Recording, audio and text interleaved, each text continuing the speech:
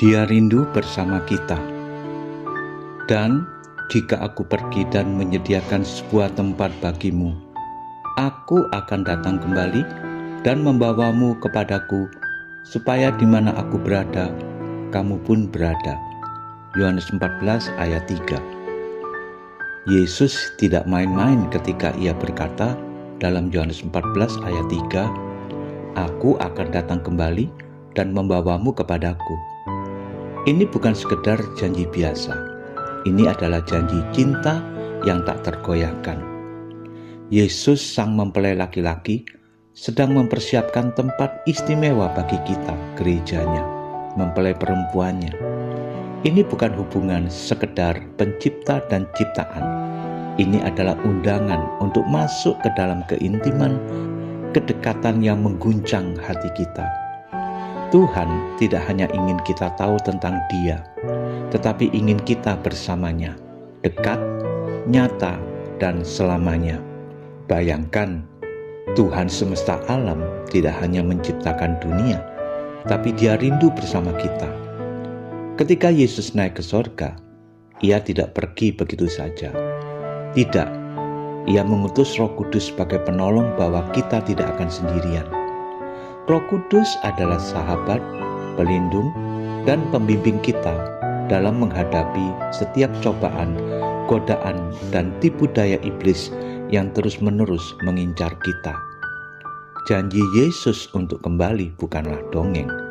Ini adalah janji yang pasti, janji yang seharusnya menarik kita dari segala kenyamanan duniawi.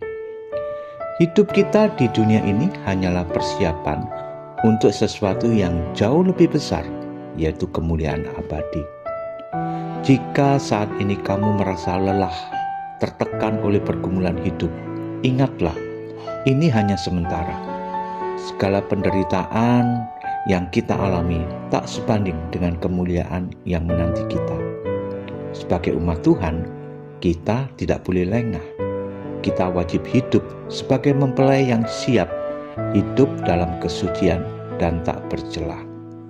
Dunia menawarkan godaan, tetapi jangan lupa, janji Tuhan melebihi semuanya itu, melebihi apa yang ditawarkan dunia ini. Hidup dengan harapan berarti kita harus siap setiap saat, menantikan saat di mana kita akhirnya bersama dengan Tuhan di tempat yang Dia siapkan sendiri untuk kita. Janji kekekalan ini bukan hanya untuk menghibur kita di tengah hiruk pikuk dunia yang penuh dengan kebisingan dan gangguan, tetapi untuk mengingatkan kita bahwa kehidupan di sini hanyalah sementara. Apa yang ada di dunia ini hanyalah fata morgana. Yang abadi adalah kedekatan kita dengan Tuhan. Jadi, berhentilah terpaku pada dunia yang fana ini. Fokuslah pada hal-hal yang kekal. Mari kita hidup dengan pengharapan yang kuat dan sukacita yang meluap-luap. Setiap detik adalah kesempatan untuk lebih dekat dengan Tuhan, untuk merasakan cintanya yang luar biasa, dan menanti kita saat dimana kita akan hidup dalam keabadian bersamanya. Janji ini bukan hanya teori belaka, tapi janji kehidupan yang nyata, kekal, dan penuh kemuliaan. Amin.